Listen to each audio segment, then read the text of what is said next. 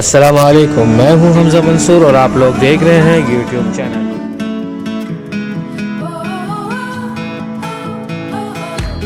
आज हम बात करने जा रहे हैं पाकिस्तानियों के डबल स्टैंडर्ड के ऊपर, टू फेसेस के ऊपर। हम पाकिस्तानी अपने अंदर दो फेस रखते ही रखते हैं। उसकी ज़िंदा मिसाल आपके सामने है। कल पेशावर में एक बहुत बड़ा धमाका हुआ और धमाके के बारे में हम में से किसी बड़े पाकिस्तानी, यानी जिनको हम अपना आइडियल मानते हैं ना, जो टिकटॉक स्टार हैं, सो कॉल्ड, कुछ हमारे स्पोर्ट्समैन हैं जिनको हम अपना एक मानते हैं, गुरु मानते हैं। अक्सर हम में से कोई ना कोई किसी को गुरु मानता ही मानता है। उनमें से किसी ने भी पेशावर अटैक के बारे में बात नहीं की। हाँ, एक मुझे सरफराज अहमद साबिक विकेट कीपर, उनकी एक नज़र आई है ट्वीट, जिसके ऊपर उन्होंने कहा कि बहुत ज़्यादा अफसोस हुआ। मजहबी जमातें तो चलो करती हैं, लेकिन अब शेन वॉर्न एक बहुत बड़ा नाम है क्रिकेट का, उसके मरने पर हमें अफसोस ज़्यादा है, लेकिन जो हमारे पेशावर में अटैक हुआ उसका हमें अफसोस बिल्कुल भी नहीं। दूसरा भी एक बीच में मैंने एक वीडियो देखी जिसमें एक पाकिस्तानी भाई थे, वो कह रहे थे कि कनाडा में अगर आप कॉफ़ी के मतलब कोई कॉफ़ी शॉप के बारे में कह रहे थे कि हमसे अगर उनसे मतलब कॉफ़ी शॉप पर उनसे कोई मिस्टेक हो जाए तो हमें अगले कॉफ़ी फ्री दे देते हैं, जबकि पाकिस्तान में आपको कॉफ़ी फ्री तो क्या, अगर उनकी भी मिस्टेक होती है तो वो अपनी बात मानते ही नहीं है। बीच में किसी ने कमेंट लिखा हुआ था कि हमें मिट्टी देकर, कॉफ़ी की बजाय मिट्टी देकर, तो हमें मिट्टी के पैसे चार्ज किए गए थे, हमसे मिट्टी के पैसे लिए गए थे, बजाय कॉफ़ी देने के हमें मिट्टी देकर हमें उसके पैसे चार्ज किए गए। तो पाकिस्तान में तो हमारा ये हाल चल रहा है। मतलब हम लोग क्या करते हैं हमें कुछ समझ नहीं आती। हर दो नंबर चीज़ के पीछे किसी ना किसी हम पाकिस्तानी का अफसोस कर देना पड़ रहा है कि हाथ ज़रूर होता है। मैं ये नहीं कहता कि बाकी सब दूध के धुले हैं, लेकिन पाकिस्तानियों के अंदर ये चीज़ें क्यों हैं? रमज़ान में रोज़े हम नहीं रखते, वजह पूछो तो कहते हैं झूठ बोलना पड़ता है, इसलिए हम लोग रोज़े नहीं रख सकते। तो अल्लाह के बंदे तुम झूठ बोलना ही छोड़ दो। झूठ बोलना नहीं छोड़ सकते, लेकिन रमज़ान में रोज़े नहीं रख सकते। अफसोस होता है कि हम लोग मतलब रमज़ान के रोज़े छोड़ते हैं सिर्फ इस वजह से कि हमसे झूठ बोला नहीं जाएगा रमज़ान में, मतलब झूठ बोलना होता है, तो इसलिए हम लोग रमज़ान के रोज़े नहीं रख सकते।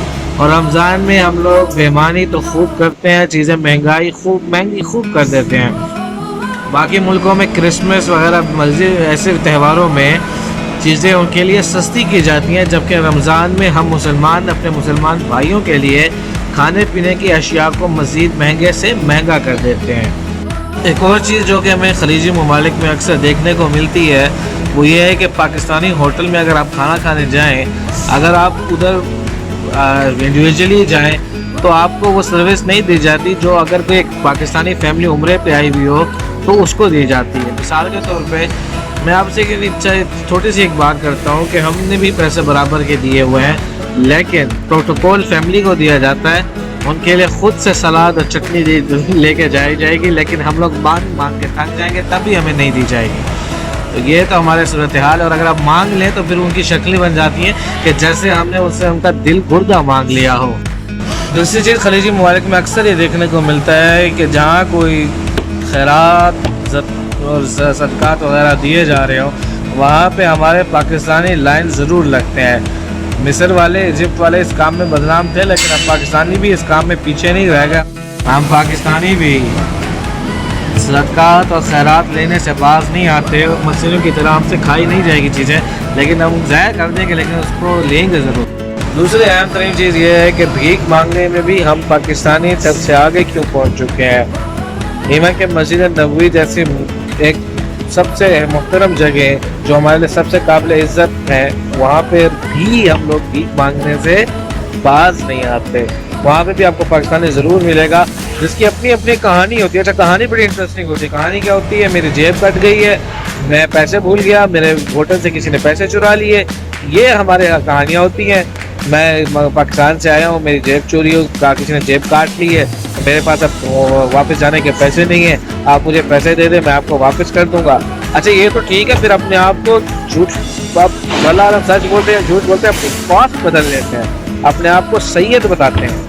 क्योंकि पता है ना कि हम पाकिस्तानी सैयदों की कितना एहतराम और इज्जत करते हैं। सैयदों का नाम बदनाम करके ये लोग पाकिस्तानियों को तो बदनाम करते ही करते हैं, साथ में सैयदों को भी बदनाम कर देते हैं। इससे याद आया, एक वाक़या हुआ कुछ दिन पहले कि एक बाबा जी मुझे मिले खाने के होटल पे। बाबा जी ने कहा, मुझसे इंग्लिश में बात शुरू की, मैंने भी इंग्लिश में जवाब दिए। फिर बातों बातों में पता चला जी बाबा जी भी पाकिस्तानी, मैं भी पाकिस्तानी। तो मैंने बोला आप इंग्लिश में क्यों बात कर रहे हैं? फिर उन्होंने बोला जी मैं क्योंकि अमेरिका से आया हूँ इसलिए मैं आपसे इंग्लिश में बात कर रहा हूँ। मैंने कहा ठीक है जी, ओके हो गया। उनको जो चीज़ मालूमात चाहिए थी वो मैंने उनको दे दी। उसके बाद उन्हें पाकिस्तान के बारे में तो अच्छे अल्फाज नहीं थे उनके पास। वो कह रहे थे कि अमेरिका में तो यूँ होता है, पाकिस्तान में यूँ होता है, पाकिस्तान में यूँ होता है, यानी हमारा स्टैंडर्ड डबल हो जाता है। जब हमें अमेरिका की नेशनलिटी मिल जाए या अमेरिका में हम रहना शुरू हो जाए तो हम पाकिस्तान को ही बुरा भुला कहना शुरू कर देते हैं, जिसने हमें पाला पोसा, जगह दी, जिसने हमें नेशनलिटी दी, हम उसी के बारे में इस तरह के अल्फाज यूज़ करते हैं। कुछ लम्हे बाद उन्हीं बाबा जी का जब खाने का वक्त ख़त्म हुआ, उन्होंने खाना खा लिया, मैंने भी खा लिया। तो अब बिल पे करने की बारी आई, तो जब वो अपना बिल पे करने गए तो होटल मालिक उनसे कह रहा है कि हम सबील का काम भी करते हैं, तो अगर आपने कुछ सबील दिलवानी हो तो ज़रूर हमें बताना। अब बाबा जी को नहीं करवानी भी थी ना, तो उस होटल वाले ने इतना को इसरार किया ना उनको कि बाबा जी ने आखिर उनको एक डेग का ऑर्डर दे दिया। और एक डेग कम से कम 350 रियाल से ज़्यादा की एक डेग वो बता रहा था प्राइस। लेकिन बाबा जी क्योंकि अमेरिका से आए हुए थे, डॉलर उनके पास थे, और वो कह रहे थे कि होटल से मेरे डॉलर भी चोरी हो गए हैं। लेकिन फिर भी उनके पास इतने पैसे थे कि वो क्या कहते हैं अपना एक सबील की देग चढ़ा सकते थे। अफसोस कि हम पाकिस्तानी दूसरे मुल्कों में जाके अपने ही मुल्क को गालियाँ देते हैं और फिर हमारे ही पाकिस्तानियों से भीख मांगते हैं। भीख मांगने से याद एक और वाक़या आता है मुझे, और वो वाक़या ये है कि जब भी आप किसी होटल में खाना खाने जाएंगे तो आपसे पाकिस्तानी जो वेटर है वो टिप ज़रूर मांगेगा, और अगर आप टिप नहीं देंगे तो फिर आपको इतना गंदी निगाहों से देखेगा। आपको दोबारा जब दोबारा जाएंगे उस होटल में तो आपको प्रोटोकॉल भी नहीं देगा। मतलब वो जो छोटा मोटा प्रोटोकॉल ही हर कोई चाहता है कि हमें दे, मतलब चटनी सलाद सालन वक्त पे ला के दे दे, रश हो तो हमें ज़रा टाइम दे दे। ये प्रोटोकॉल फिर आपको नहीं मिलेंगे अगर आप उनको टिप नहीं देते। अगर आपने टिप कम दी है, कम से कम उनकी डिमांड होती है 5 से 10 रियाल सऊदी तो या दिरहम, तो आप हमें लाजमी टिप दें। जबकि अगर नहीं देते आप टिप तो फिर आपको वो कुछ सहना पड़ेगा जो आपने कभी सोचा भी नहीं होगा अपनी ज़िंदगी में। हमारे अंदर इतनी बुराइयां नहीं है, खूबियाँ भी हैं हमारे अंदर।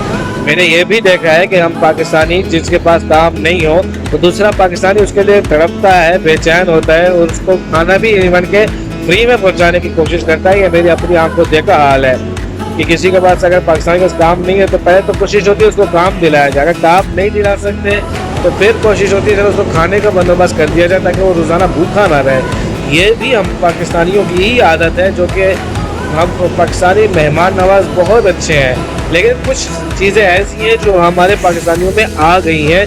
हमने ये चीज़ें क्यों अडॉप्ट की हैं इसको ना मैं जान सका, ना मेरे ख्याल में आप जान सके होंगे कि हमने ये कल्चर कहाँ से अपनाया भीख मांगने का। और दुनिया में एक अजीब व गरीब वाक़या देखने में हमेशा आता है कि जब भी किसी दुनिया में कोई मसला हो, कोई जंग हो जाए, कोई लड़ाई हो, कुछ हो, कोई फसाद हो, तो हमारे पाकिस्तानी स्टूडेंट वहाँ पे ज़रूर मौजूद होते हैं। अब अल्लाह जाने ये पढ़ने जाते हैं या फिर अपनी ठर्क पूरी करने जाते हैं, क्योंकि पाकिस्तानी माशाल्लाह हम ठर्क की भी तो बहुत ज़बरदस्त किस्म के ना, हमारे ठर्क पुना भी तो बहुत है। हम तो वो हैं कि रमज़ान में भी अस्तग़फिरुल्लाह हम लोग फ़ोन देखने से बाज नहीं आते। जब गूगल इदारा शुमार देता है तो सबसे ज़्यादा फ़ोन देखने वाले पाकिस्तानी ही निकले थे। एक रमज़ान का ही वाक़या है। तो अफसोस होता है कि हम पाकिस्तानी किस तरफ जा रहे हैं कुछ कह नहीं सकते हम लोग। मैं फिर कहता चलो ये जस्ट कुछ ऑब्जर्वेशन है जो कि मेरी ऑब्जर्वेशन है, मुमकिन इससे आप लोग इख्तिलाफ़ कर सकते हैं, लेकिन ये कहने का मकसद, बताने का मकसद ये है कि हम जो चीज़ें नहीं करनी चाहिए उस तरफ ध्यान दे रहे हैं और जो हमें करनी चाहिए उस तरफ हमारा ध्यान नहीं है। आज के लिए इतना ही, एक शॉर्ट सा व्लॉग था, मेरे दिल में कुछ बातें थी तो आपके साथ शेयर की। तो हो सकता है कि हमारी ये यूट्यूब के ऊपर हमारा ये लास्ट व्लॉग हो, इसके बाद से हम आपको देखने ना मिले यूट्यूब के ऊपर। तो अगर मिलेंगे तो फिर मिलेंगे, नहीं मिले तो तब तक के लिए अल्लाह हाफ़िज़, ध्यान रखिएगा। हो सकता है दोबारा मुलाकात यूट्यूब पर हो या ना हो।